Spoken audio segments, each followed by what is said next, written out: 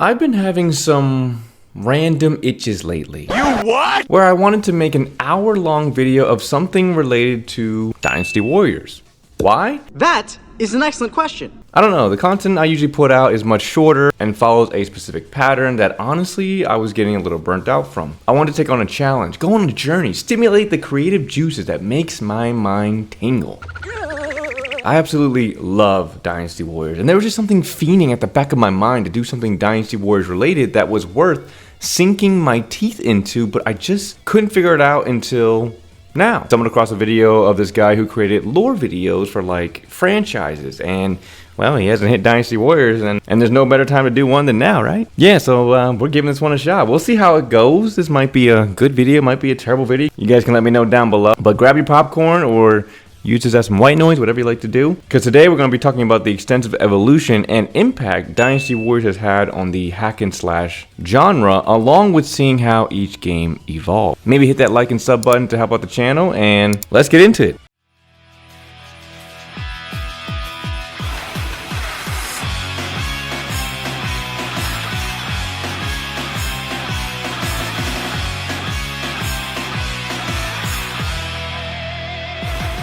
Dynasty Warriors is a series of Japanese hack-and-slash action video games created by Omega Force and Koei. The series is a spin-off of Koei's turn-based strategy game Romance of the Three Kingdoms, which is based upon the Chinese novel of the same name. The novel is a romanticized retelling of the Chinese Three Kingdoms period, set in the turbulent years towards the end of the Han Dynasty, starting in 184 AD and ending with the reunification of the land in 280 by Western Jin. The novel is based primarily on the records of the Three Kingdoms, so the story is part historical and part fictional. It romanticizes and dramatizes the lives of feudal lords and their retainers who try to supplant the dwindling Han Dynasty or restore it. While the novel follows hundreds of characters, the focus is mainly on the three power blocks that emerged from the remnants of the Han Dynasty and would eventually form the three states of Cao Wei, Shu Han, and Eastern Wu. The novel deals with the plots, personal and military battles, intrigues, and struggles of these states to achieve dominance for almost 100 years. The games would follow suit by giving faces to these events and characters as you delve into the world of Dynasty Warriors, hacking and slashing your way through thousands of enemies. Speaking of which, what is a hack and slash game, and how did Dynasty Warriors end up in the genre? Hack and slash game, also known as hack and slay or slash 'em up, refers to a type of gameplay that emphasizes combat with melee-based weapons such as swords or blades. Hack and slash, the term itself dates back into the 80s, which surprised me because I had no idea. I thought Dynasty Warriors was honestly the father of hack and slash games, or at least like the most popular. But that's not the case at all. Hack and slash games originate from actually one of the perennial games of all time, Dungeons and Dragons. Now, hack and slash in reference to Dungeons and Dragons was a term used to describe campaigns that players would want to go on. No other plot points or objectives were set in these campaigns, as the only focus was on killing or hacking and slashing. The first video games implementing this idea was created back in the 80s, called the Tower of Draga, which was a 1984 action role-playing maze video game which also had the elements of Pac-Man, which led it to be known as Fantasy Pac-Man, and other games like Prince of Persia. And then finally moving into the 21st century is when the genre would become revolutionized with the iconic, breathtaking, tower-toppling game series that we all love today, Devil May Cry. 2 millenniums ago, there was a war. Say that again. Unfortunately, when Dynasty Warriors 2 released, it greatly enhanced the game's awareness, but was criticized for its repetitiveness, and therefore when Devil May Cry released, it unfortunately revolutionized the genre to a point where games after it was created using similar templates that DMC had created, leading to some of the most iconic games that we know today. But Dynasty Warriors created a whole new subgenre of hack and slash called Muso games, which literally means unrivaled. So I'll take the wins where we can get them. Yeah. Anyway, that founding kind of sucked because I wanted to go into this video thinking that, and I want to hype it up and be like, yeah, Dynasty Warriors is on top. And, I wanted to do this like grandiose reveal that smoothly transitions into the next section. Well, we can't do that now, so let's just transition. So now that we covered the origin of hack and slash games, let's talk about Dynasty Warriors' origin. Not that one. And how it eventually became what it is today, starting off with Omega Force and Koei. Koei, founded back in 1978, created by Omega Force, the division responsible for the creation of Dynasty Warriors. Nearly 20 years later, Koei decided it was time to branch out from their usual lineup of hardcore strategy games like Romance of the Three Kingdoms and Nobunaga's Ambition. So, they spun up a new team, their fourth business division, and the team would eventually become Omega Force, which was founded by Akihiro Suzuki and Kenichi Ogasawara, who's still a part of the company today. One of the key people, Kenichi Ogasawara, who actually joined Koei because he was a huge Nobunaga's Ambition fan. He wanted to be a planner, but there was just one little problem. He didn't know how to code. So Koei basically said, no worries, we'll just teach you, and threw him into a crash course while he ported old games from the NEC PC 9801 to the Super Nintendo. After surviving that, Ogasawara got promoted and was handed a new mission. The mission was to make a 3D action game for the PlayStation. No pressure, right? That project would have become the original Dynasty Warriors, and it officially kickstarted Omega Force. Fun fact, that team was almost named after the letter Z. Guess they were big Zorro fans, huh? Anyway, they dropped it when they realized Z was too simple and the different readings across cultures. They wanted to stick with a final letter theme, so they switched it to Omega, the last letter of the Greek alphabet. But to avoid legal drama with a very expensive watch company, you know who you are, they tacked on Force at the end. And a little bit of bonus points with this. Force sounds like fourth in Japanese, which was a little shout out to them being Koei's fourth division. Ogasawara says their name figuratively means that they are Koei's last weapon, which I'll admit is pretty cool. Now moving into Dynasty Warriors, or Sengoku Musou, which is the beginning of the Dynasty Warriors series, although Koei Tecmo does not consider it a formal entry in the Dynasty Warriors series because when they went to develop Dynasty Warriors 2, which they considered it to be a spin-off game at the time, which is crazy to think about, they added Shin to the beginning of the title to differentiate it from its predecessor because the original Dynasty Warriors belongs to a separate genre. Dynasty Warriors 1 is a 3D one-to-one weapons-based fighting game similar to Tekken, Mortal Kombat, and Soul Calibur. When Dynasty Warriors first showed up at the PlayStation Expo in November of 1996, it caught everyone off guard. I mean, Koei was known for slow, strategic, sit there and think for 3 hours kind of games, not flashy action. So seeing them roll out a fast-paced 3D fighter had people blinking like, wait, this is the same company? Alright. Contemporary game journalists at the time noted Dynasty Warriors as being a startling departure from the games Koei was known for at the time. Another cool thing, all the character animations were done using motion capture. So yeah, even back then, way before it was the normal, you know, Dynasty Warriors out here setting trends. Maybe. Again, I'll take what I can get. The game features 16 legendary characters, 2 of which are Dynasty Warriors 1 exclusive, Nobunaga Oda and Tokichi, also known as Hideyoshi Toyotomi, and would later appear in subsequent Samurai Warriors games. The other 14 consist of the legendary cast of Zhao Yun, Guan Yu, Zhong Fei, Xiahou Dun, Dian Wei, Shu Chu, Zhou Yu, Lu Xun, Tai Shitze, Diao Chan, Lu Bu, Cao Cao, Zhuge Liang, and Sun Changsheng. The stages for this game included 6 iconic stages that would persist throughout all games, including Changban, Guandu, Wuzhong Plains, Chirbi, which was known as Red Wall at the time, Shuchong, which was known as Great Hall at the time, and Hulao Gate. There's an extra stage called Phoenix Palace, but I think that's a reference to the Emperor's Palace. It looks similar to this Dynasty Warriors 7 cutscene. They kind of have like a similar feeling. It's not like an actual battlefield, but I could be wrong. The gameplay is pretty straightforward. You pick a character and you fight 9 characters in a row. It seems to be the exact same characters every time, and it always ends with Lu Bu being the last character you face.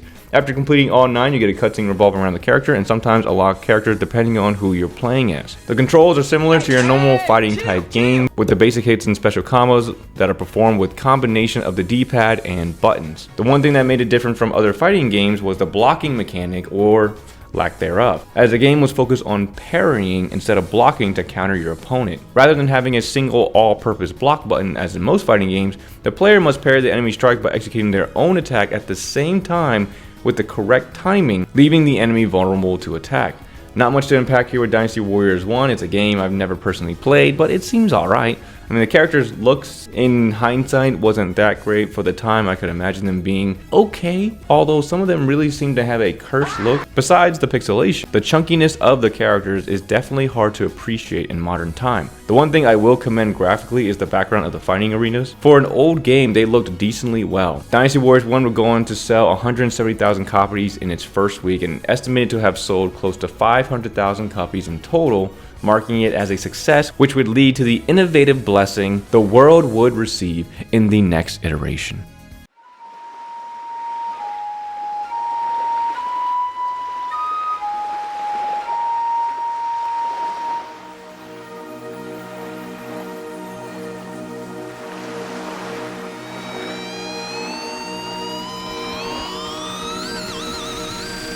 Dynasty Warriors 2 exploded onto the scene. In fact, it was so different that Japan changed the name of the game to Shin Sangoku Musou, completely differentiating it from the original Dynasty Warriors, like I already talked about. Which made sense, as this game would lay the foundations for the series to become what it is today. It is responsible for creating an entire new subgenre within the hack and slash genre known as Musou.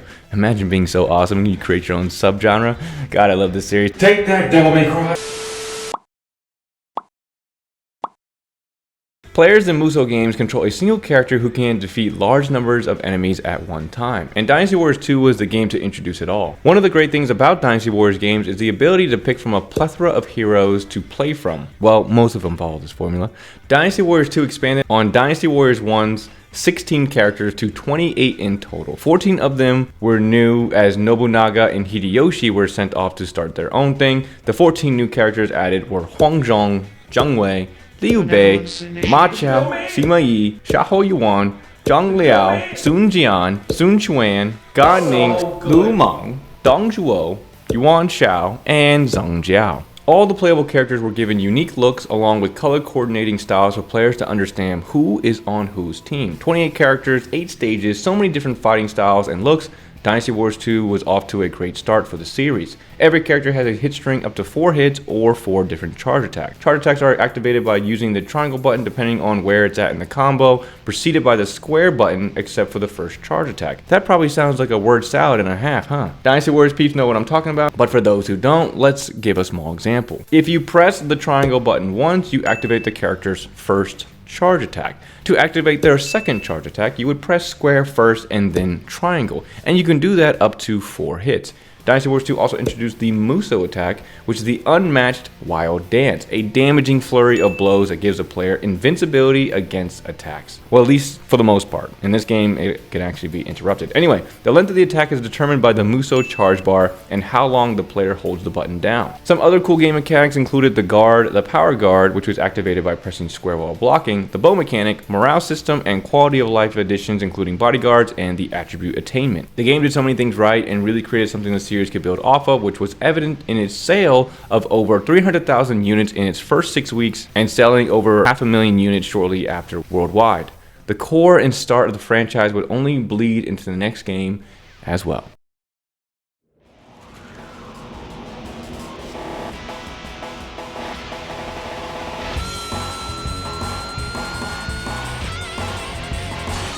After the success of Dynasty Warriors 2, Dynasty Warriors 3 had some big shoes to fill, and they had enough filling to fill up clown shoes because Dynasty Warriors 3 was the first Dynasty Warriors game to eclipse 1 million copies sold, along with being the first game Koei got to 1 million copies sold out of all the games they've created. A huge accomplishment, and it makes so much sense as this is regarded by some fans as the best in the series. It's wrong objectively, but I'm part of the group which likes the game the best, so I'll gladly sit with the wrong group. You can't sit with us! Dynasty Warriors 3 built upon not only the success of Dynasty Warriors 2, but the core mechanics that truly built an experience of fun and immersion. Dynasty Warriors 3 had everything Dynasty Warriors 2 had, but more. First, the case extends to 40 playable characters, 12 new ones, 2 who were Dynasty Warriors 3 exclusive, Nuwa and Fushi. The other 10, who are mostly regarded as fan favorites, were Peng Tong, Wei Yan, Shu Huang, Zhonghe, Zhenji, Da Xiao, Xiao Qiao, Huang Gai, Sun Ce, Meng Huo, and Zhu Rong. On top of that, every character got unique moves and weapons. The highest level of each character had a distinct difference that was unique to them. Sometimes it was as simple as a change to the handle of the weapon, but you also felt the difference in playing each character as their charges and Musou attacks were different as well. Speaking of charges, Dynasty Warriors 3 extended to 6 total charge attacks plus hit strings, and this would remain a staple for most of the games to follow. True Musou attacks were added, which were a fun mechanic to rely on when fighting some of those stronger opponents. The somersault feature was also added, which is the quick get up hitting L1 when being knocked away. The game was pivotal in adding items, which you could collect as you play along, with also being able to upgrade them as you play on harder levels. And very notably, the true introduction of voice acting and story was added in Dynasty Warriors 3. I have no time for the likes of you! Now each character still had a Musou mode, following an almost individual path throughout the game, along with unique intros for each character. And they had interesting moments for certain stages or interactions on the battlefield, leading to iconic moments that are still loved today. The new stages and battlefields of Dynasty Warriors 3 had a beautiful and charming feel to them that was enhanced by the color palette of each stage. Even the grayest and darkest stages like Hulao or Guandu, your allies would still pop out with the colors that represented the kingdom that they were under. The element of couch co-op was also added to the game, which would change the player experience of Dynasty Warriors players moving forward forever, as you can enjoy the game with a family member or friend. And I've heard lots of stories throughout my time on YouTube about how many nostalgic memories people have playing with someone else back in the day. Dynasty Warriors 3 raised the bar for Dynasty Warriors game and was ranked the 9th best-selling game of 2001, receiving positive reception, selling again 1 million copies just under 4 months. And Dynasty Warriors 3 was the first Dynasty Warriors game to receive an award noted as the best overall game animation. And this would be the first game that Tomohiko Sho, current president of Omega Force and one of the main producers of Dynasty Warriors Origins, would be the main designer on, and he would continue to be up until Dynasty Warriors 6. Dynasty Warriors 3 would be a trend-setting machine, as months later Dynasty Warriors 3 would get the first expansion in the series, Dynasty Warriors 3 Extreme Legends.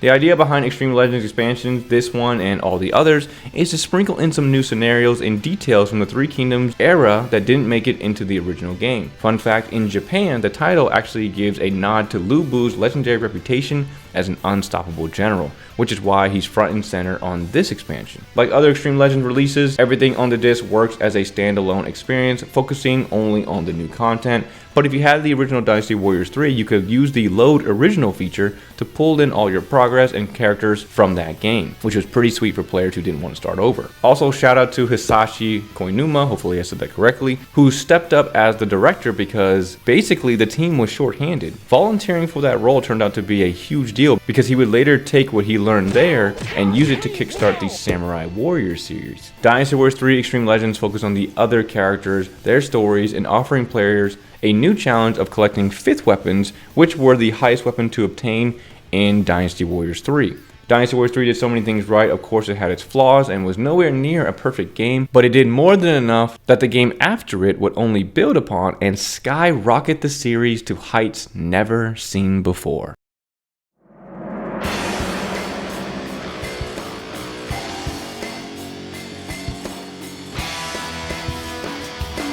Dynasty Warriors 4, the holy grail of Dynasty Warriors players, and for good reason. There hasn't been a Dynasty Warriors of impact like Dynasty Warriors 4 since it was released.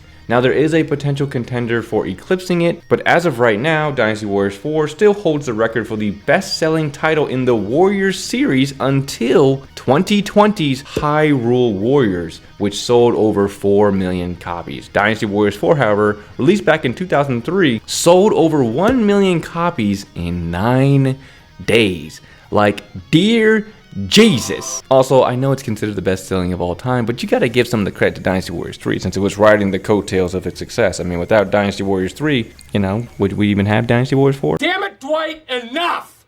Hey, any chance I get to say how awesome Dynasty Warriors 3 is, I'm taking it. Anyway, Dynasty Warriors 4 came out and exploded in sales and reviews, said to be the most promising entry in the franchise, and tantalizing gameplay shot the series into a new realm of relevancy, adding so many things and completing the trifecta of Dynasty Warriors games that persist in most of the games today. Dynasty Warriors 4, in terms of reviews, would receive similar scores to Dynasty Warriors 3 from critics, from it being so similar to the previous game, and they were noting if the improvements from the previous title were sufficient. Regardless, Dynasty Warriors 4 was the trendsetter for many beloved things that Dynasty Warriors fans crave for and enjoy today.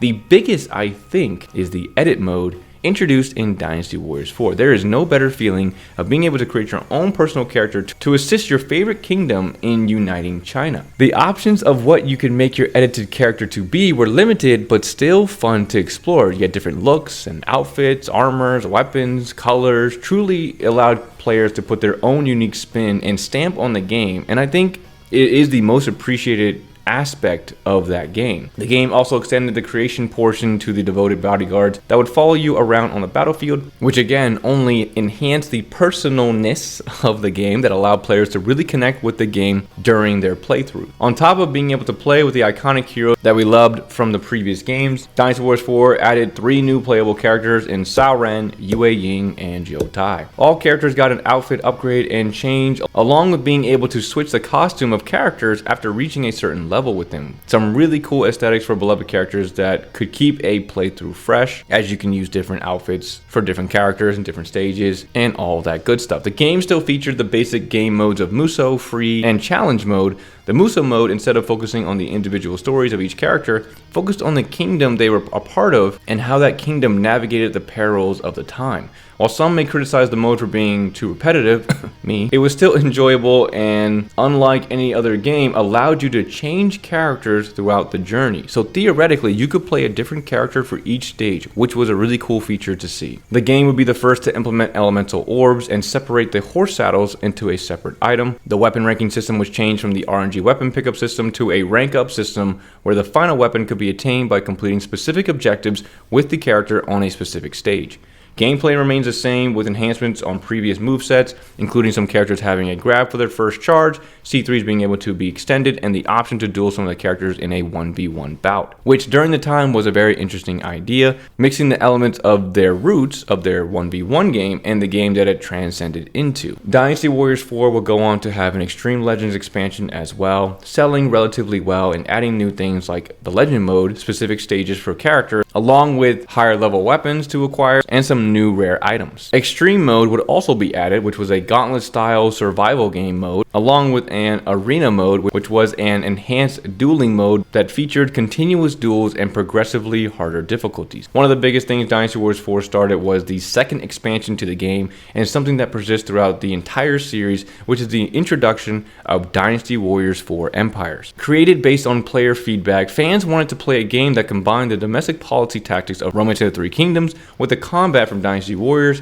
and hence Empires was born. A true sandbox experience for Dynasty Warriors fans to build an empire the way they want.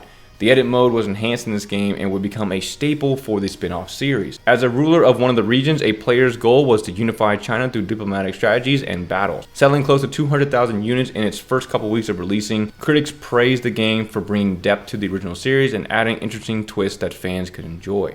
Dynasty Warriors 4 would then get 2 portable versions related to it that would come out called Dynasty Warriors, the PSP version, and Dynasty Warriors Advance. Both retain the looks of characters from Dynasty Warriors 4. Dynasty Warriors for the PSP was a game that I haven't personally played, but from what I've read and seen, seemed pretty stale. While the core gameplay and controls stayed pretty much the same, Dynasty Warriors on PSP had to make a few compromises. Thanks to the PSP's hardware limits, battlefields got chopped up into smaller grid-like sections, and unlike the main games, your character didn't keep their leveled up stats or weapons after battles. Instead, your strength came from the officers you had fighting under you. Muso mode was kept super simple too, just 5 stages per faction, and if you played as an unaffiliated character, your mission list would change a bit depending on who you were rolling with in terms of the people you had with you. And with Dynasty Warriors Advance, a game I remember playing a lot as a kid, was quite fun and intimidating as well because it was a difficult game at times. It was released while Dynasty Warriors 4 was in development, and the game was completely different from what we are known for. There was a new weapon system, 13 playable characters, and hundreds of weapons to choose from. The maps would become turn-based, grid-like fields that when you move to a square with an enemy on it would load a separate battlefield so you can fight the enemy. Abilities were implemented to be used during these battles, and you would repeat this until defeating the enemy commander and subsequently the campaign. For me personally, it was an enjoyable experience and I have fond memories with it, but just like the PSP version, they received mixed reviews. They were both okay games that if you needed to satisfy your Dynasty Warriors needs and only had a handheld to satisfy you, Dynasty Warriors on PSP or Dynasty Warriors Advance were good enough to do that. How we doing? It's been a mouthful of information. If you need a moment to stretch or tickle your tummy, go ahead. Gotta keep those hammies warm. Don't want you pulling anything now. We still got lots to go. Next up is the last piece of the old gen of Dynasty Warriors games, Dynasty Warriors 5.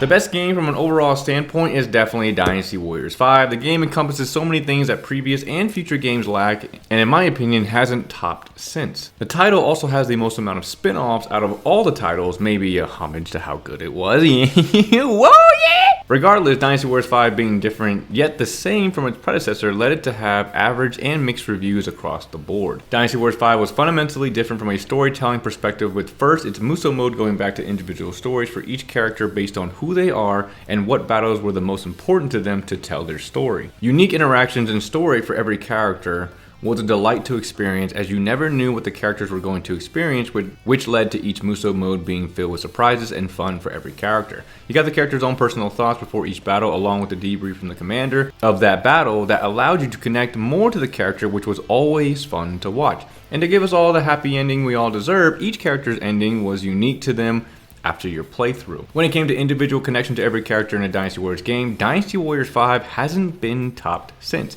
Gameplay wise, the game would remain similar to its predecessor in the charge attacks being the same, but slightly upgraded depending on the characters. C5, C1s, true Musos, and jump charges changed for every character along with some other small pieces of their kit. Muso Rage was added, bodyguards were reduced to one named personal bodyguard, items were updated and changed, new ones added, chaos difficulty was also added, maps now had bases, and lots of other quality of life things added within the stages themselves, but nothing too out of the ordinary for what was already established. Free mode remains throughout all the games, and challenge mode added some new modes for players to enjoy. Dynasty Warriors 5 would also continue the trend of adding new characters with the addition of Guanping, Jingsai, Saopi, Pongde, Lingtong, and Zuo Si. Dynasty Warriors 5 impressively sold nearly 1 million copies in a short span, but not enough to shatter the records established by Dynasty Warriors 4, and in total would get close to 2 million copies worldwide. Now into the laundry list of spin-offs of Dynasty Warriors 5. You know what? I'm going to speed through the miscellaneous ones, but spend time on the two most important ones, the Extreme Legends and Empires. So let's start off with the others. First up, Dynasty Warriors Volume 2 for PSP. A game I haven't personally played, but it is said to have improved on its previous game, and it derived content in terms of the looks and the characters from Dynasty Warriors 5. Similar in gameplay to its predecessor of attacking certain squares for it to later evolve into a battlefield where you fight for control of the area before moving on to the next one. The game plays relatively well and seems to be a great solution for itching that Dynasty Warriors itch if all you have is a PSP. Doesn't seem like voice acting was much of a focus, as it seems pretty silent, but seemed to check all the boxes needed for getting that Dynasty Warriors fix. It also featured a multiplayer mode and included the options to have Samurai Warrior characters join you as a bodyguard, which seemed pretty cool. Next up we have Dynasty Warriors on the DS, which is hard to say because it looks like it's kind of from the Game Boy Advance days. The game looks interesting, but seems the limitations and lack of Omega Force not on the development team. The DS version looks like a mashed up version of good ideas that was poorly executed. I'm a big fan of card games, but this one looks like one I would actually pass on. Next up, probably the most obscure spin-off is Dynasty Warriors Mahjong, only released in Japan, a game that uses the Dynasty Warriors 5 characters while playing a game of Mahjong. I'm not familiar with how Mahjong is played or how it works, so there's not much I can offer here, but I am a fan of all Dynasty Warriors related things, so it does look interesting. But due to the non-localization and unfamiliarity with the game, there isn't much I can offer here in terms of an analysis. The last more niche spin-off and the most missed as well is Dynasty Warriors Online, an online MMO game that players from around the world could come together and play, serve, and enjoy the world of Dynasty Warriors together. Dynasty Warriors Online was well before I really understood how the internet worked, and by the time it shut down I had barely began scratching the surface, which led me to completely missing it. What I will say is that it seems the public seemed to genuinely enjoy the game and had a lot of fun with it. Why did the server shut down? It seemed the consensus was lack of interest, and pay-to-win mechanics made the game not fun to play. But I'm not too sure. Let me know down below if you had the chance to play Dynasty Warriors Online and what was your experience with it. Now, speaking of milking, we now go into the crown jewels, Dynasty Warriors 5 Extreme Legends and Dynasty Warriors 5 Empires. Two amazing spin-offs that was backed up by amazing sales and decent reviews. Dynasty Warriors 5 Extreme Legends being the most revolutionary of all the games, as it brought in the legendary Destiny mode loved by so many. You could create your own character and follow the kingdom or character of your choice and be guided by them as you attempt to conquer China. Truly a beautiful game mode that they haven't brought back since. The biggest plot twist was either betraying your kingdom, or laying a trap and creating a betrayal ruse to destroy the enemy. Due to its prepubescent stage, there isn't much else to do, but with the modern capabilities of consoles and PCs, they can make an amazing Destiny mode in future games, which I hope to see. 5 Extreme Legends also included Extreme Mode and Legend Mode from Dynasty Warriors 4, a bit enhanced from the previous version with plenty of replayability, allowing players to enjoy endless amounts of content within the game. Then going into Dynasty Warriors 5 Empires, a good improvement over its predecessor with better graphics, new stages, weapons, items, and overall a much more refined and fun experience compared to the previous game. Dynasty Warriors 5 overall is the best Dynasty Warriors game to date in terms of a Dynasty Warriors game. It completely fills a user's experience by providing them with a good amount of content and replayability that allowed them to fully immerse themselves into the world of Dynasty Warriors.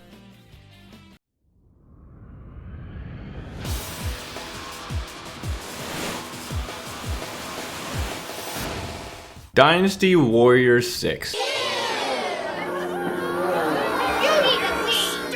Alright, I get it. Now, Dynasty Warriors 6. Disgusting! Hey, Dynasty Warriors 6 is a controversial game. Well, it's only controversial if you're someone like me who enjoyed it. So Dynasty Warriors 6, released back in 2007, was a shockwave of a game, said to be completely different from its predecessor with the old generation of games. Dynasty Warriors 6 created an effect that rippled through the community, and not the most positive one. Dynasty Warriors 6 tried to do something new and different, and it completely flopped. It still sold well, but the reviews eviscerated it from critics and fans alike. The problems with Dynasty Warriors 6 started with the removal of important things like characters and weapons. 7 characters get the boot for Dynasty Warriors 6, and only 22 if you include the special version, which came out months later, characters had unique movesets. Everyone else was cloned with weapons, and it caused an uproar. Iconic characters lost their iconic weapons, and some lost the access to play their favorite characters. The gameplay also drastically changed, and Dynasty Warriors 6 was implementing something called the Rembu system, which was a bar that rose or dropped based on how much attacking you did or received during a stage. This feature was highly disregarded as simplistic and reduced the enjoyment of the game.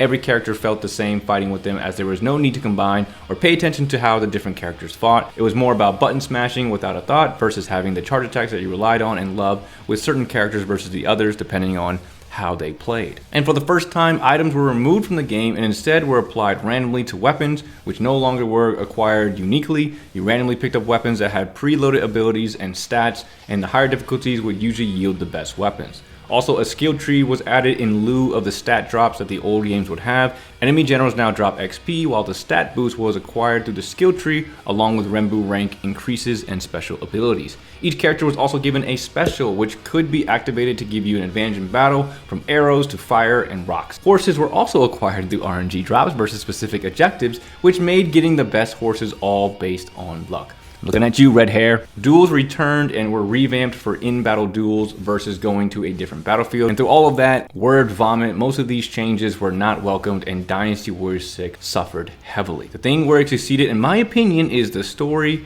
and map design. The Muso modes that were included were absolutely amazing. The writing of each individual story was absolutely beautiful. Some of the best storytelling from a Dynasty Warriors game, period, in my opinion. Learning about each character in depth on what they do, why they do, watching them wrestle with their doubts going forward, with helping to unite China or unite it themselves, was always interesting to watch. The philosophy behind each character that led them to making the decisions they made was so good. Overall, Dynasty Warriors 6 took a leap that threw the game and the series off of a cliff for a minute, but luckily the spin-offs weren't as bad. Starting with Dynasty Warriors 6 Empires receiving mixed reviews, selling over 1 million copies, 6 Empires refined a lot of issues wrong with Vanilla 6. The Rembu system was fixed related to the weapon of the character instead of gradually decreasing over time. A level up system with the weapons were implemented and required players to have weapons adjusted at a blacksmith. You could also specify what skills and abilities you want on these weapons, and the biggest addition to Dynasty Warriors 6 Empires was the ability to be a vassal or vagrant officer that could serve someone to help them achieve unification, offering a new path and way to go about unifying China. Instead of having the card system tied to specific characters, you now draw cards and use them based on how many action points you have. Mongkwa will be the only one added in Dynasty Warriors 6 Empires, so if you wanted any of the other missing people, you gotta make them yourself. Next up, Dynasty Warriors 6 Special, the better and worse version of the original. Better because we got 6 new Muso modes with unique weapons. Why would you take away his spear? And get to delve into, again, some more great storytelling along with some new maps. The problem was, this looks like shit. The graphics and performance suffered severely. Only available on the PS2, Dynasty Warriors 6 Special suffered constantly from slowdowns and graphical issues that are attributed to the low memory console that it was played on. I love Dynasty Warriors 6, but playing through Dynasty Warriors 6 Special is absolutely terrible. Next up, Dynasty Warriors Strike Force, a game that I've never personally played, but have heard good things about it. And after researching into the game and how it looks and the main premise behind it, for me personally, it's not a type of game that I would venture out to play. There seems to be a lot of interesting things that you can add to your character to customize them in the ways that you would want them to be, from weapons to abilities, these cheese and orbs. For me, watching some of the gameplay, it reminds me of the Dragon Ball Z game where you fly around battling in the air and stuff, and I'm just personally not a fan of that style of game. So personally for me, Strike Force is a game that I avoid. This iteration of the franchise focused on something called Awakenings and the Fury Form, which seem to be the powered up crystal protruding thing that your character can shift into for a power and stat increase. I do like the hub. Pause. Included for preparation for stages. Those little things are always nice, and them being all voiced seemed like there was a lot of passion put into Dynasty Warriors Strike Force, which I can appreciate. I just don't want to play it. It's just not a game I would enjoy to play. The maps and stages now have little sections separated by short loading screens where a player can explore the full area, ridding of enemies and discovering materials and items needed to craft items and weapons for player customization. The game had a prominent multiplayer feature where people can form a unit to go on a raid together or even against other players. The PvP aspects seemed interesting, and overall the game received average reviews, giving it enough to create a sequel. Now Strike Force 2 was similar in terms of gameplay. A new original story was added, some new customizable things for the characters, and some new unique characters were added to play as well. Out of all the characters that were added, only Sai Wenji would be the only character to persist in the future Dynasty Warriors games. Other than that, Strike Force 2 seemed like it was a decent addition to the series, and with that, we close out the Dynasty Warriors 6 era. Some would argue it's the worst, but there's still more to come.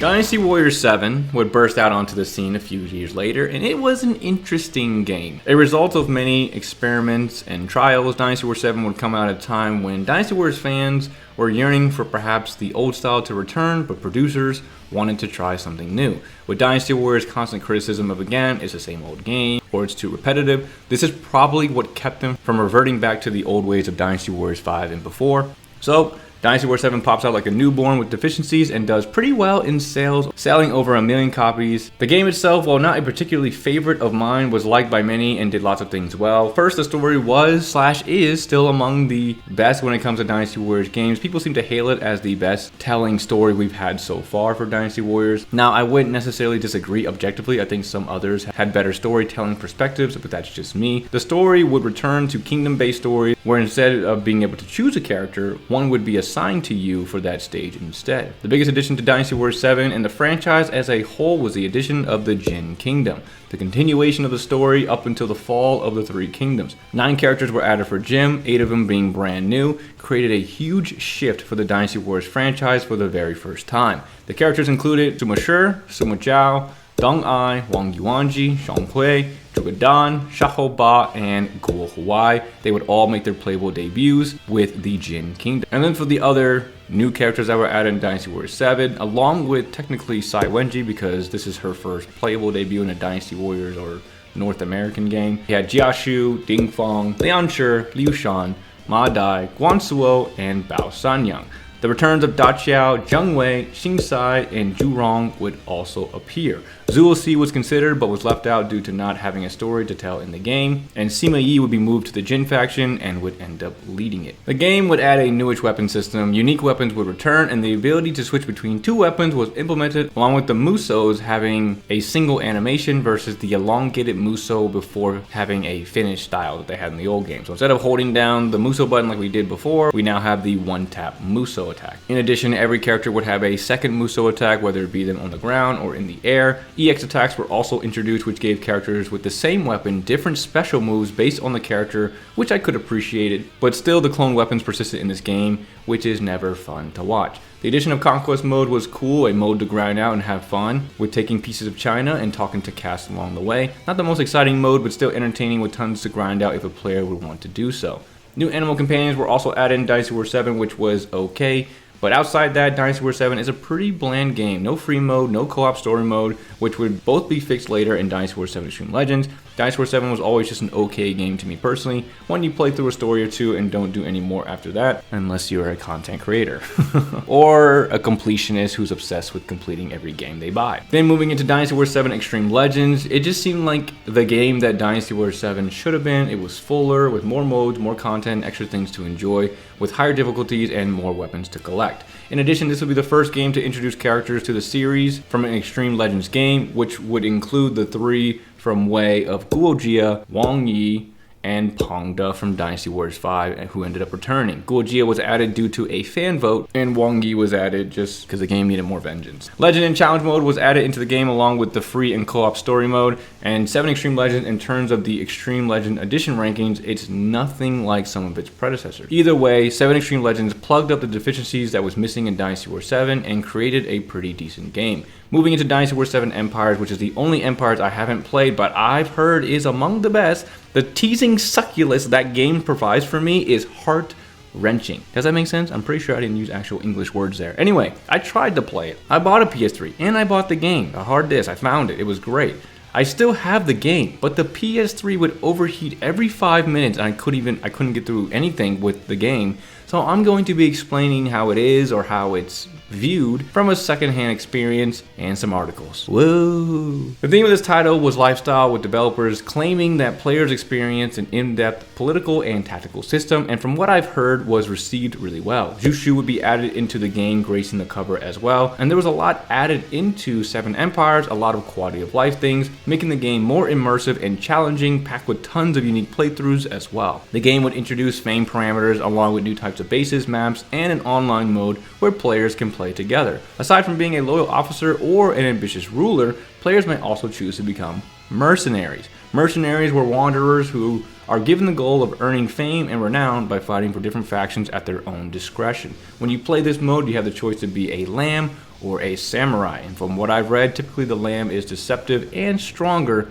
than the samurai. Could be wrong about that though. Now honestly, that sounds pretty fun to explore. I just need to find a PS3 that won't blow up on me. Both 7XL and 7 Empires would do well enough in sales to get some successors, which we will talk about in a bit. Now Dynasty Warriors 7 had quite a bit of spin-offs associated with it during the time. Running through them real quick, we had the first one, which is a complete enigma because I honestly couldn't find any gameplay of it. So here's a nice little poster that I can find.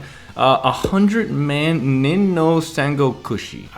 This one almost feels mythological to me, but it is listed in the games on the wiki. So it's said to have been a social game adaptation of Rome to the Three Kingdoms built for PC and mobile devices. It seems to be a China or Japan exclusive, but I'm not too sure. I just know it's out there, you know, like Bigfoot.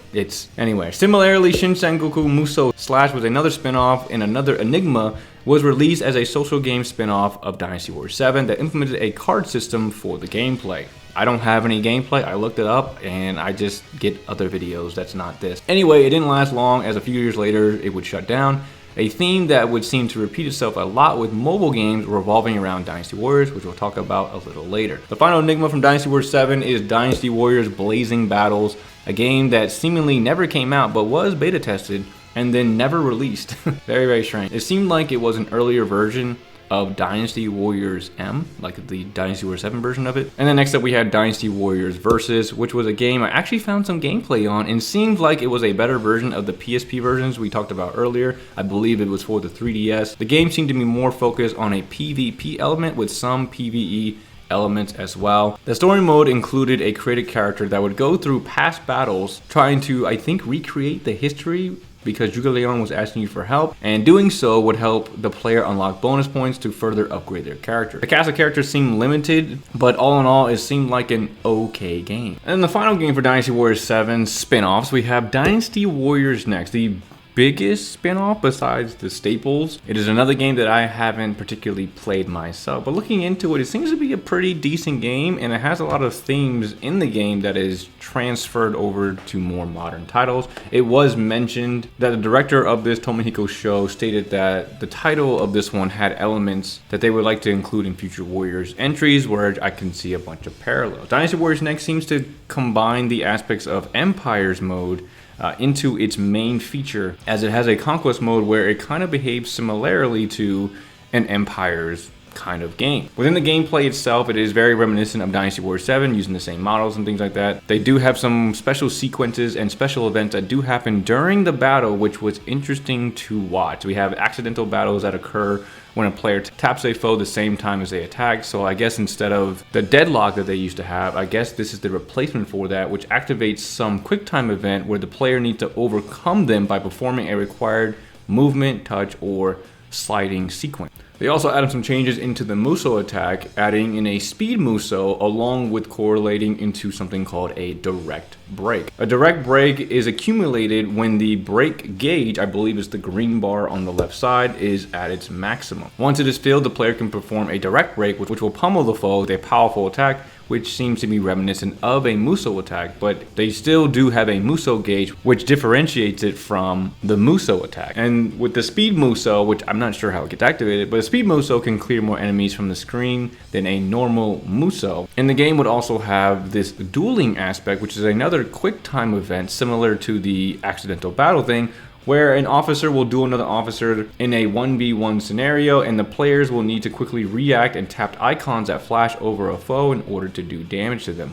Once the opponent health is weakened to a certain point, they will do a rush sequence, which looks similar to the storm rush that we will talk about in the next iteration. It is said to behave in the same manner as a speed Muso. The game would also add little minor quality of life things, just like in the Empires titles. They would have these maps on the field. The maps would have bases throughout the field that you can capture, and for the most part it seemed to be a relatively decent game to dig into that derived from Dynasty Warriors 7. Dynasty Warriors Next had a plethora of modes as well to dive into. We had the campaign mode, which is, it looked like it was like the Empires version, but you're just following the story of the actual game instead of freely just taking over China. And then you have the conquest mode, which again seems to be a second cousin to Dynasty Warriors Empire. It's just cool that this game seemed to have everything all in one game versus having the splits that you usually have. And then you had this coalition mode, which I believe was the online player mode, where 4 players can help one another in 4 different courses, or maybe it was also a local thing where people can jump on and play with you. Had a couple of different things in there where people can have some fun. Then you had this gala mode, which featured mini games found in conquest mode, and it allowed people to take photos of themselves with the console, with the PS Vita,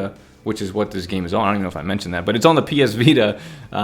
They can then edit the Warriors themed photo and end up printing it out, allowing people to have a Muso snap that could be edited. Of course, edit mode is into the game as well. You can create your own character and have them immersed into the world of Dynasty Warriors. And for the most part, Dynasty Warriors Next seems to be, out of all the spin-offs that are not the main ones, seem to have done pretty well. It didn't sell like crazy amounts of copies, but it seemed to have done decently well, and it had a lot of good ideas within it. But for me, I haven't personally played the game, so you know, I'm starting to think, am I really a diehard Dynasty Warriors fan when I haven't played some of these like off-brand spin-offs? Yes, I am. Anyway, that's going to be it for Dynasty Warriors 7. And with that being said, we're going to go ahead and move on to the timeless beauty of Dynasty Warriors 8 and the world that it created.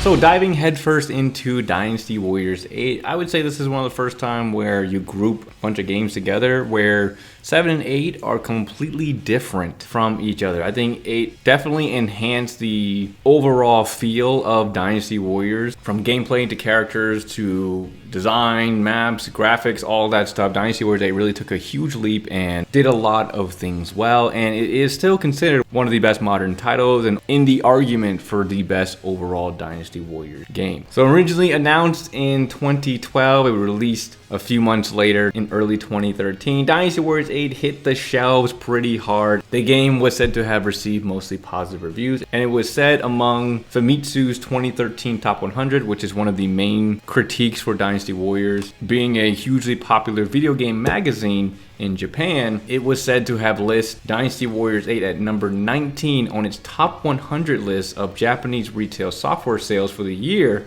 with 350,000 physical retail sales within Japan. So Dynasty Warriors 8 was off to a great start. According to the producer at the time, this game's motif was said to be the ultimate one-man army in a way which has never before been seen in the series, which I can kind of understand. I think the power level in terms of scaling from the previous games into this one is completely different. I mean, you have so many new additions into the series in terms of the gameplay that makes you feel nearly invincible. I mean, Dynasty Warriors 8, in my opinion, is one of the easiest games when it comes to Dynasty Warriors, and it's because they want you to feel like a god among men when it comes to playing the game. The duel system from Dynasty Warriors 7 will return with various tweaks because they added in the rock, paper, scissors system, which is the heaven, man, and earth weapon affinities. So they had this rock, paper, scissors system where, depending on the affinity of your weapon, you either had an advantage, a disadvantage, or a neutral stance against the opposing officer. You would see these bright blue, like, is it a hexagon or octagon? It's like 6 little blue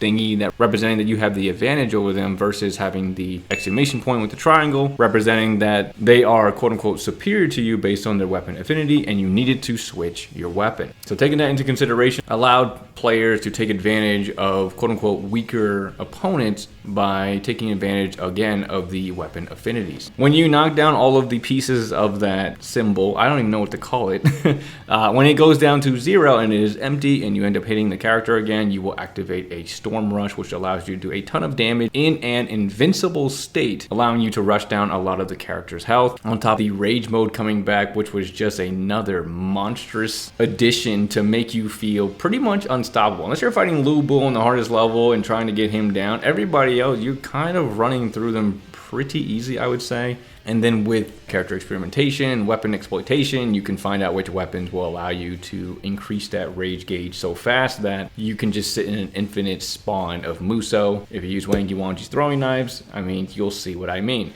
Your attack, your defense, attack speed, and attack range are all increased, and your characters won't even flinch from the attack. And then at some point, if you deal a certain amount of damage during the rage attack, you will upgrade into a true rage attack. I mean, you turn into an absolute monster. And this was the first time that we see kind of this overpowering feeling of explosions and death that would be implemented since Dynasty Warriors 8. All characters now would have 3 Muso attacks. They have their regular, holding down R1, and then they have their aerial Muso. Still having the one-tap Muso, you cannot hold down your Muso unless you are using the true rage Muso attack. And then they would add some other quality of life things to the gameplay, including being able to get on your horse just by holding down the horse call button instead of having it come next to you and you have to manually press the button to get on, along with again some flashier moves, and then most of the characters calling back to some of their older charge attacks and moves within some of their kits. The game would also achieve something that I don't think any game has achieved really since the previous generation, but even then Dynasty Warriors 8 is the only game to do it quote unquote this well, which is give every character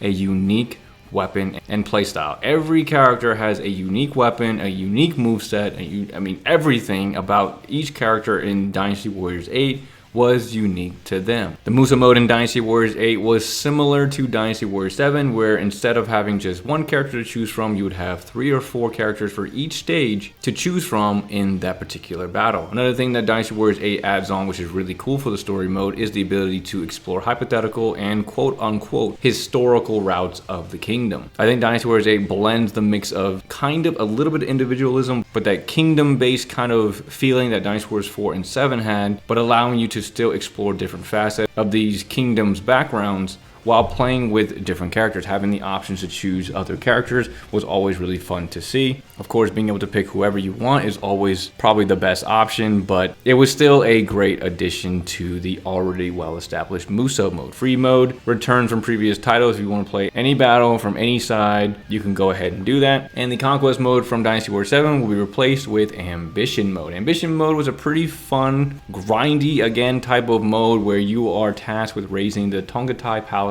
which was a safe haven for peasants. The overall goal is to increase the tower's popularity so that even the emperor will visit, and to fund that tower's construction and status, players will need to fight in various battles, and defeating enemy officers will allow you to recruit them as a partner. So you have this like little area where you start with bare bone shops and things that you eventually build up to a point where you quote unquote beat the mode, you know, you complete the mode. And I think ambition mode did a lot of things really, really well and would only be enhanced in the Extreme Legends version, which we'll talk about in a little bit. Now, in terms of character roster size, this is where people would say it starts to get a little bloated. I think in the original vanilla Dynasty Warriors 8, we had 78 playable characters, and then in Extreme Legends, by the time we get to Extreme Legends, we were up to a whopping 83. Within Dynasty Warriors 8, the vanilla version, they added in Yue Jin and Li Dian for Wei, Lu Su and Han Dong for Wu, Dong Bao, Guan Qing, and Guan Yinping for Shu, and Jie Chong, Shang Chunhua, and Wen Yang were all added for Jin. Zhu Si ended up returning in Dynasty Warriors 8 as well. I think Dynasty Warriors 8 did a lot of things well. I really like the story in Dynasty Warriors 8. I think it was done really, really well. From a kingdom-based perspective, this is what I would have expected to see from a kingdom base. You have different points of these kingdoms going through different areas throughout the history, and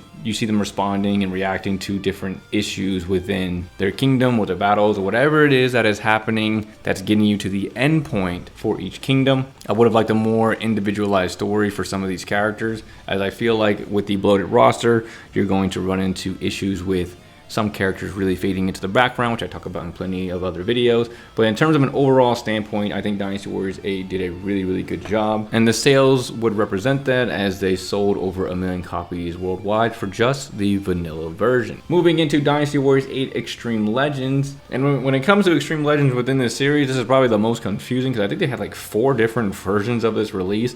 So when I'm talking about Extreme Legends here, I'm talking about the complete edition. I think there was like a definitive edition released for Nintendo Switch, and then it was later on released in the West, and then they had like a regular Extreme Legends version that was just for the PS4 and Xbox One. It's a very confusing thing, but the complete edition is the overall everything, all DLC that you need for the game, and it is the complete version of Dynasty Warriors 8 Extreme Legends. Some quality of life improvements for Dynasty Warriors 8 Extreme Legends Complete Edition was gaining a second EX attack for all characters. We had a revamped bodyguard system, which allowed players to bring up to 3 bodyguards, especially in the ambition mode, which allowed you to get their bonds up faster with all those characters. Also allowing players the option of having to manually activate Storm Rush attacks by tapping square and triangle simultaneously, which I will have to try out because I didn't know that was a thing. And just like all traditional Extreme Legends, we have the better weapons, we have the levels increasing for some of the characters, and tons of downloadable content that would include costumes, music, stages, and weapons. Now, the story mode for Dynasty Warriors 8 Extreme Legends pinpointed Lu Bu as the protagonist, giving his faction their own lengthy scenario for this title, which was amazing to see. And then various characters who weren't playable or had a minor role within the story mode. We had also a new storyline of hypothetical scenarios for all the kingdoms, which was cool to see and fun to play with, but it was still like some of them still were just not. I mean, they had a couple things that they said, and it wasn't really. Anyway, in terms of graphics for Dynasty Warriors 8 Extreme Legends, I think, honestly, the graphics got a little better. The glossiness of the characters was more evident. The sharpness of them in Dynasty Warriors 8 Extreme Legends had a different feel to them versus Dynasty Warriors 8. In terms of the graphics, it's hard to say which one is better. I think both of them are just fine. I think Dynasty Warriors 8 cohesively feels better together from an overall aesthetic point. Dynasty Warriors 8 Extreme Legends seems to be sharper.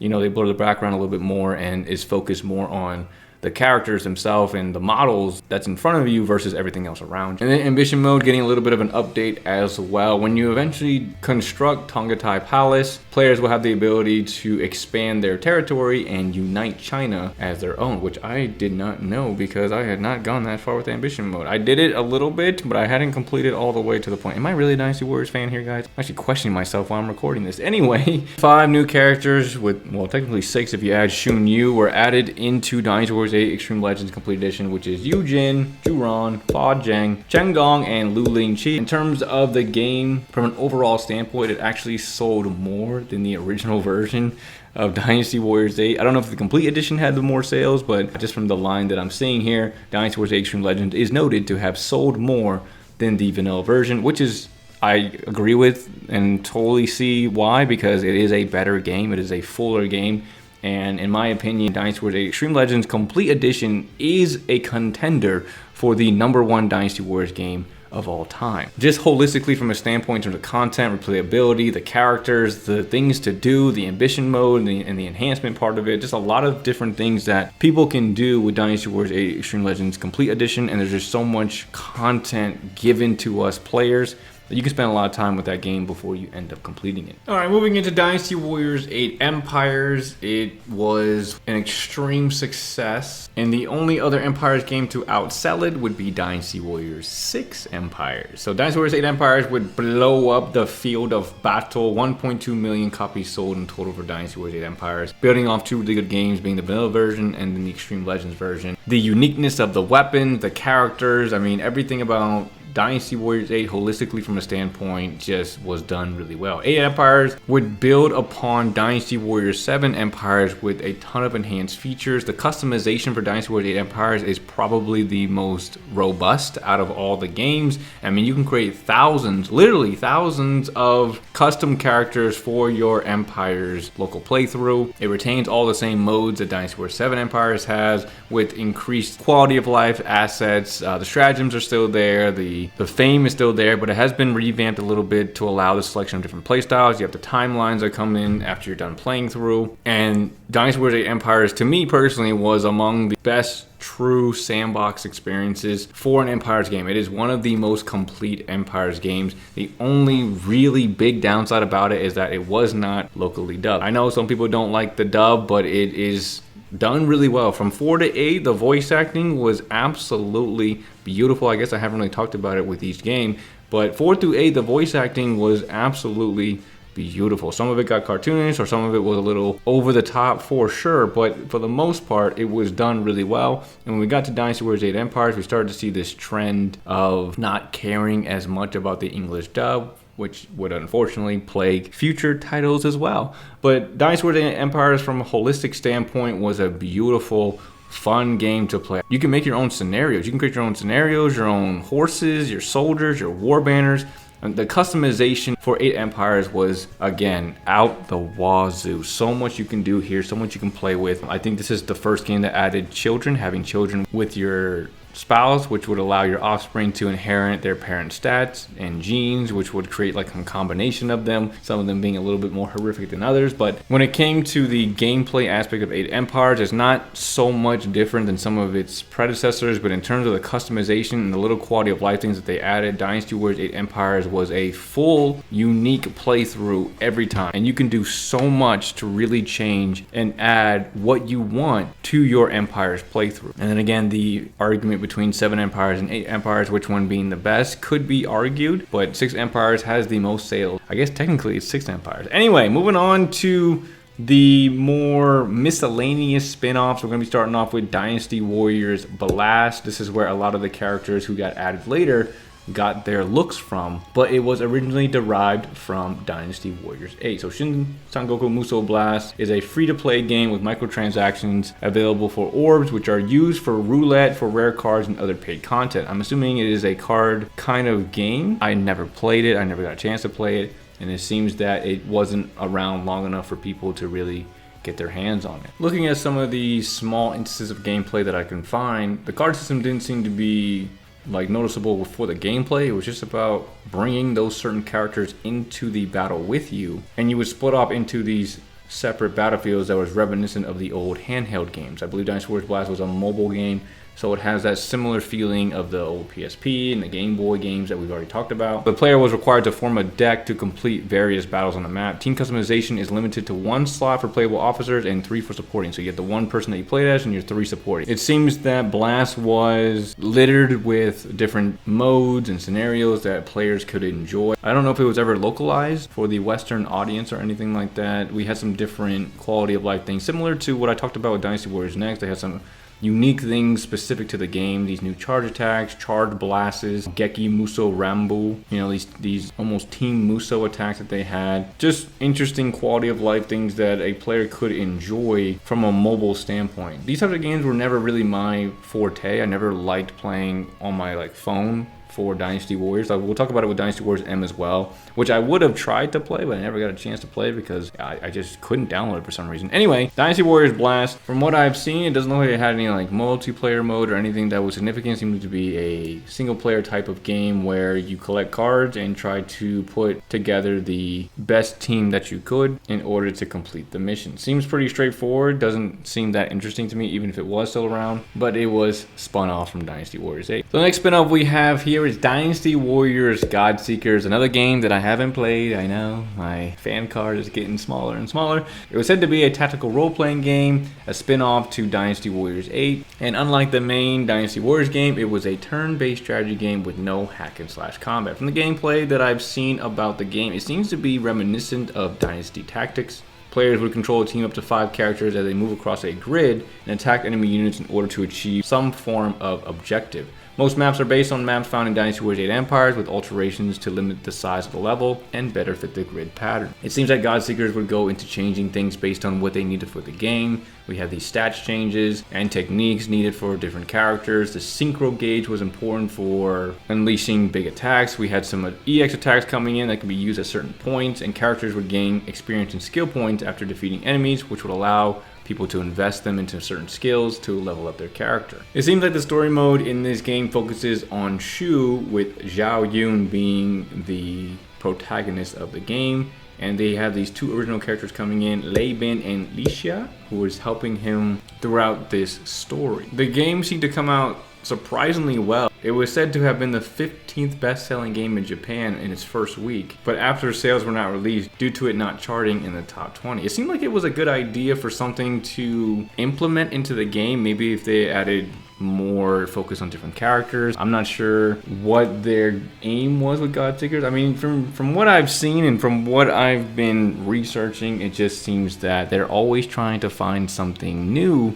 to add into Dynasty Warriors to give people who are fans of the game a new and different experience, which I can definitely appreciate. It just seems like a lot of the spin-offs or things that they try is always lacking something, if that makes sense. Anyway, Dynasty Warriors Godseekers was a decent spin-off. It did okay. It wasn't anything too crazy. And then finally, the last one we have to talk about here is Dynasty Warriors Unleashed, a game, again, that I have not played at all, but it is said to be a mobile game adaptation of Dynasty Warriors 8 Extreme Legends, and it seems the game did reasonably well. As of 2018, a couple years after the app had released, it had exceeded 10 million downloads, and Japanese users nominated it as the winner in Google Play's Best of 2018. However, a couple years later, the English version was discontinued, along with a couple years after that, services in Japan would also discontinue the game. If there's one thing that you can be sure of when a Dynasty Warriors mobile game pops out, is that it will not last forever. So it seems in Unleashed, you build a team of 3 characters, you send them into missions, which seems pretty simple. Battles cost action points, which you recover over time, or by using meat buns, so they have like the stamina system, the energy thing that a lot of these games have. Winning missions will grant you XP and level up, which unlocks new content and boost your energy pool. It just seems like your typical kind of mobile game. You're gonna get these coins and these ingots that you can get at the market to get items and officers, join a guild. I mean, it's a very typical type of mobile game that just served Dynasty Warriors, and it seemed to do decently well until, well, it didn't, and then it got shut down, and that was the end of it, which will be the end of Dynasty Warriors 8. Holistically, from a standpoint, Dynasty Warriors 8 and the good spin-offs, the 8 Extreme Legends, I guess you can maybe include Godseekers, but I wouldn't. Dynasty Warriors 8 and Dynasty Warriors Extreme Legends, along with Dynasty Warriors 8 Empires, did really, really well, really creating the trifecta of elitism when it comes to great games for Dynasty Warriors. Unfortunately, we have to move on to the next one. Now, again, this is the lore of Dynasty Warriors, so we have to talk about the next one, guys. Guys, it's okay. Don't cry. We have to do this. I'll hold your hand. Here we go.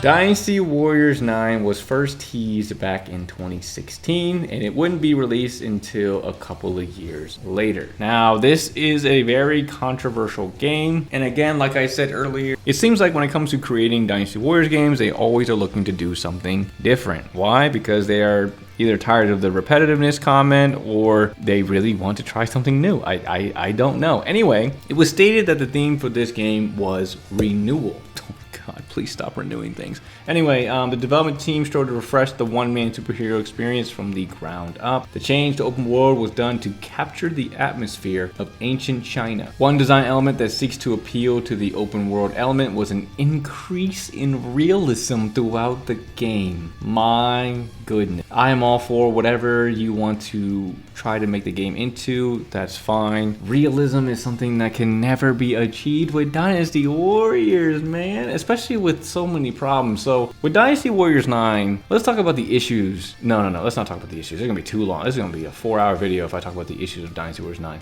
Let's talk about the base issues. When it first came out, Dynasty Warriors 9 had the problems of screen tearing, choppiness, the things wouldn't load in the background, and this is all from a physical, graphical perspective. I haven't gotten into the presentation yet. I haven't gotten to how the characters move and how they talk to each other, how did the events go. Dynasty Warriors 9 was abysmal. They did some things right, sure.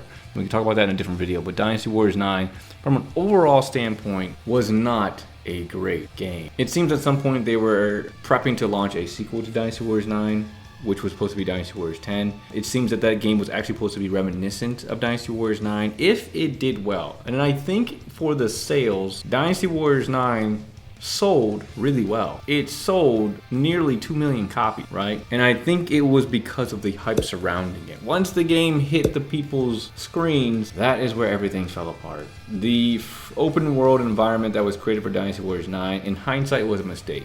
And I'm not saying that because open world is a bad move. It just was not filled with anything. How can you claim that it's supposed to be a representation of, what was it, capturing the atmosphere of ancient China when it was so bland? It was so bland. There was nothing tantalizing about the game that would pull you into the atmosphere because you had all these empty spots and pockets of nothing as you go from one battlefield to the next. And I guess it felt like a battlefield because you were surrounded by tons of enemies and you had your allies next to you for some of them, but it just wasn't the spot where they needed to be. You had the AI issues as well, the laggy, the gimping out, the weird running in, half of your horses in the mountainside, and it was just a terrible game, including things that weren't necessary.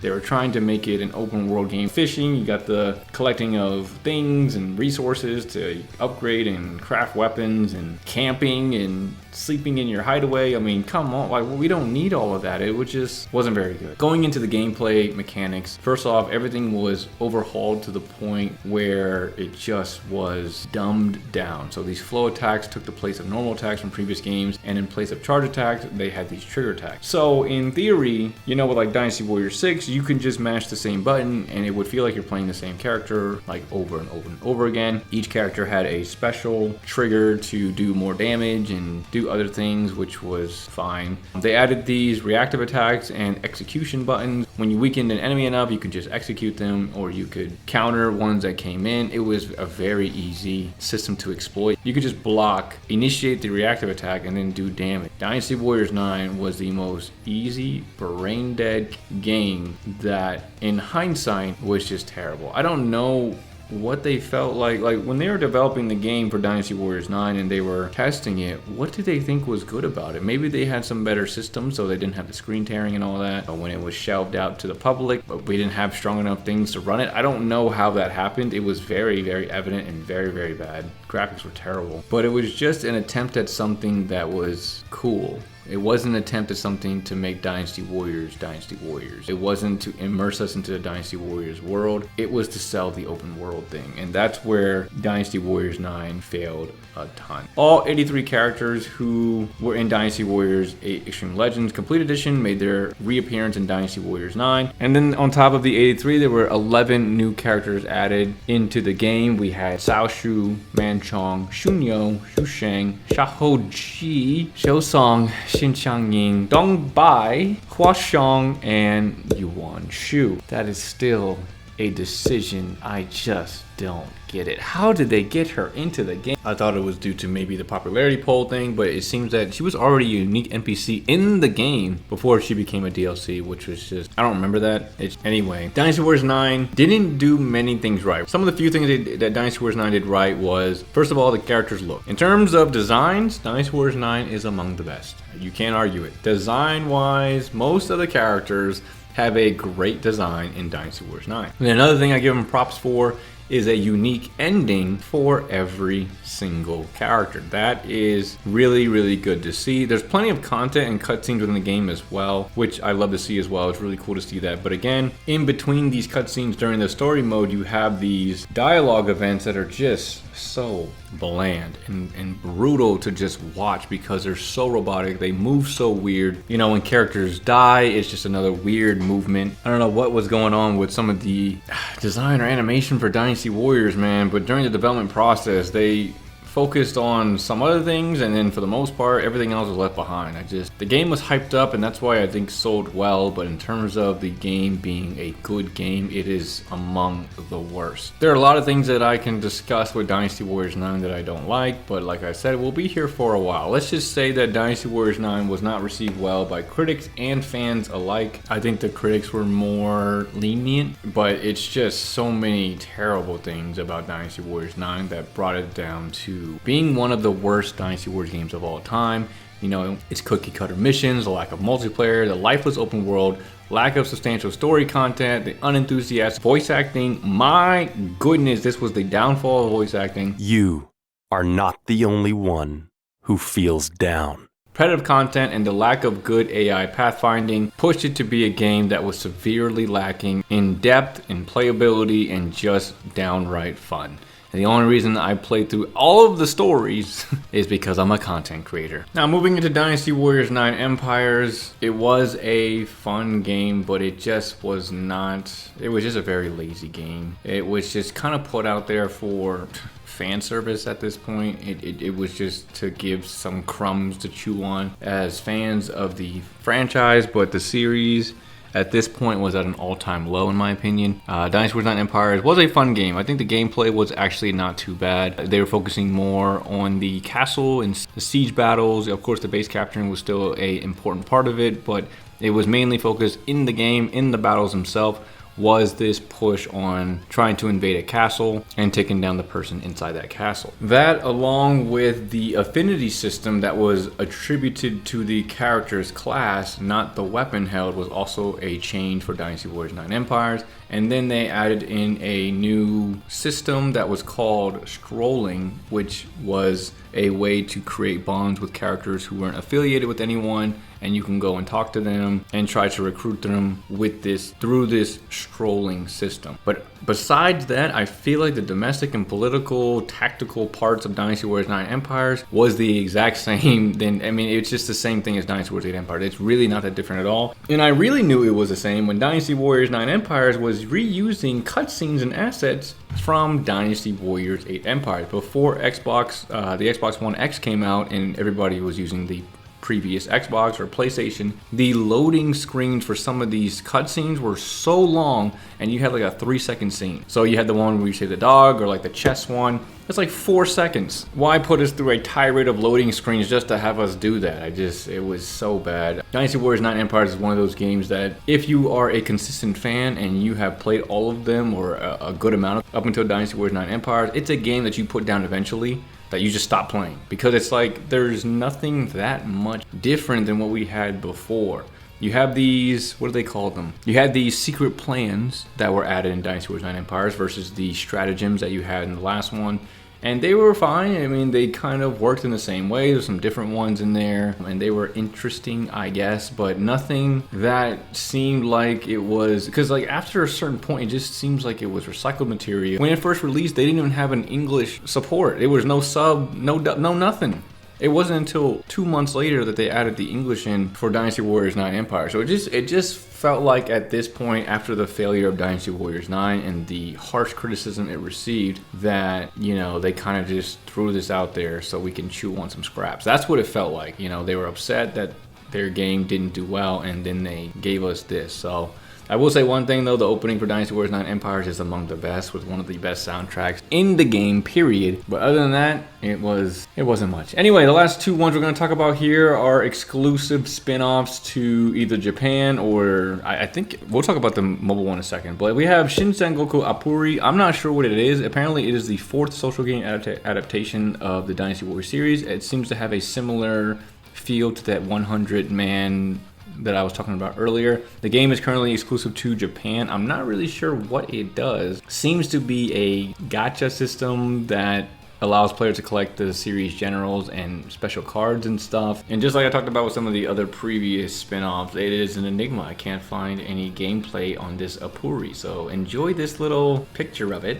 It looks pretty cool. I like it, and the picture's cool. But other than that, I don't see much else for this game. So yeah, I mean, Apuri's listed as a spin-off, so yeah, that's what we have here. Last one we have to talk about for Dynasty Warriors 9 is Dynasty Warriors M, which was a mobile game that was basically Dynasty Warriors 9 on the mobile device. I've seen gameplay of it. I think I tried to download it at one point, but it just wasn't working for me. Those types of games, again, aren't really a game that I like to go and play. I don't like playing those type of games on my phone. But it seemed to be decently rendered onto it. You had these base building aspects for the game as well, which is pretty cool to see. But it seemed like a pretty heavily intensive game, so if you didn't have a good phone, so the gameplay I'm watching here is gimping out. My goodness. Hey, there's one staple about Dynasty Warriors 9, it's graphical issues. The game seemed to feature a character swapping system similar to Warriors Orochi, and you get to swap through different characters as you're going through different stages and stuff like that. It has some decent elements to it, and it seems relatively interesting. It has the Dynasty Warriors 9 cutscenes that they like to bring into it as well. And you have this base building element, which was cool. I always love base building types of games, but Dynasty Warriors M, for me personally, wasn't a game that I was particularly connected to. And then I also heard recently that this game had shut down after being around for a few years. So anytime you see a Dynasty Warriors game that comes out on mobile, don't expect it to be around. Don't spend any money on it, because you ain't getting that back.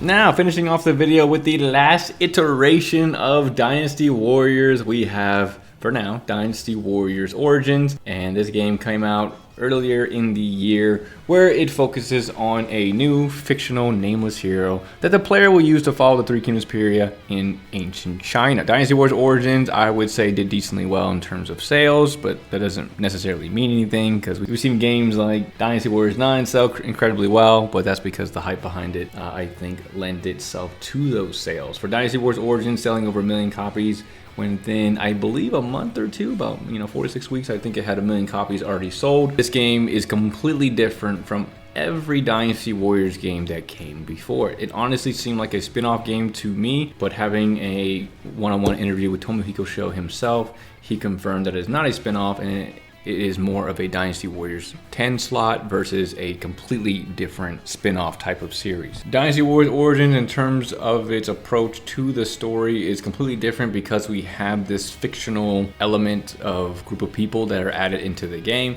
but it still relatively follows the path of the Road to the Three Kingdoms and how the Dynasty Warriors game usually tells the story. But now we're playing as only this one character instead of the plethora of choices that we usually have with the hero. Definitely a major criticism from fans and I believe critics alike. I would say the fans are more pinpointed on that aspect, since we are the ones that enjoy the games more versus, the game journalists who maybe play a couple of games every now and then and just kind of play it for the gameplay versus the story and the characters that are involved within it. A lot has changed within Origins. They brought back the old charge system for some of the weapons. Every weapon that the main character uses has a specific utility that makes that weapon different from the other one. The story itself, you follow through the first few chapters by just playing through the story, getting acquainted with all these different people, and then by chapter 3, the game will allow you to eventually pick a team to stick with and complete their story all the way through. Weapons in the game are acquired by an RNG process where weapons are dropped on the field of battle or acquired after a stage and will have random traits and abilities on them. The gameplay goes towards a more Souls-like or Wolong type feel where the character has to rely heavily on parrying and dodging as players make their way through large forces or fighting one-on-one against an enemy. Bonds make a return in Dynasty Warriors Origins as well. They're not as significant as they were in Dynasty Warriors 7 and 8, but they are there, and it allows the characters that are included within Origins to tell their side of their personality or story that we previously did not hear or wasn't as developed as it was in Dynasty Warriors Origins. Dynasty Warriors Origins would also combine elements of the old kind of open world setting. You're on a partial piece of the ancient Chinese map, and you are a like big guy on it, walking around it, going to different points on the map to activate different missions, find things, or buy weapons and things of that nature in order to help with your next battle. Trigger tags have been replaced with battle arts in this game, so we have the traditional kind of charge attacks or whatever the weapon can do, plus the battle art on top of that are all linked with a new system called the bravery gauge. Repeated attacks will increase bravery, which will allow players to unleash said battle arts, and the more costly a battle art is, usually the more damage or more powerful those battle arts will be. Leveling up in Origins now occurs a little differently. Instead of having an actual like number that you are gaining through experience, the level of the character is directly correlated with the weapon levels of all the weapons that the character has. This encourages players to use all of the weapons in the game, as you will not be able to fully max out your character unless you do so. And then to acquire more skills and stat boosts, for the most part, players will have to rely on this skill tree in order to do so. That has a ton of skills that you're going to want to acquire through mastering your character. Enemy officers now have this fortitude bar, or protected by wushu, which is indicated by a small shield above their head. Depleting the enemy's wushu will temporarily stun them, instead of just a lame little strike though. Depending on the level of the enemy, you will do a different animation for their final blow and the weapon that you have. In terms of the gameplay for Dynasty Warriors Origins, in my opinion, they did a very good job with immersing yourself into the world of a Dynasty Warriors character, but not making you so overpowered that levels on the hardest difficulty were just a breeze to get through. The story for Dynasty Warriors Origins as well also I think did really well. The story mode, or Muso mode, for Dynasty Warriors Origins is now compacted into a single save file, a single playthrough. So instead of having your traditional Muso mode where you pick a character and you play through them, you're kind of in this one save file over and over again, reloading it in order to continue with the next story or the hypotheticals or whatever it is that you're trying to traverse through Origins. And because of that, the modes in Dynasty Warriors Origins is extremely limited. There is no free mode, no co-op, no like challenge mode, no like legend mode, nothing that we would be used to from the older games. It is really pinpointed on this single person and that single file playthrough, where Dynasty Warriors Origins starts to incorporate the new game plus system that you see and some of the more RPG-esque games that are similar to Dynasty Warriors Origin. And then in terms of the character roster, none of the characters are playable, but 10 of the unplayable characters can be used momentarily in the form of a companion. During most of the battles, you can bring a companion with you to assist you in the battle, and at some point you can switch to them, becoming an invincible, unstoppable force that absolutely just wrecks everything in front of it. The 10 characters that were chosen as companions for Dynasty Warriors Origins was Guan Yu, Zhang Fei, Zhao Yun, Xiahou Dun, Guo Jia, Zhang Liao, Zhou Yu, Huang Gai, Sun Shangzhang, and at some point during the game you can unlock Lu Bu to be your replay companion. So Lu Bu can only be used in a replayable standpoint versus the actual like story playthrough that you're going through. Dynasty Warriors Origins would have its own version of hypotheticals that can be unlocked when certain conditions are met. And for the most part, I think Origins received positive critiques and reviews all around. And most critics have said that it is argued to be the best entry in the Muso franchise,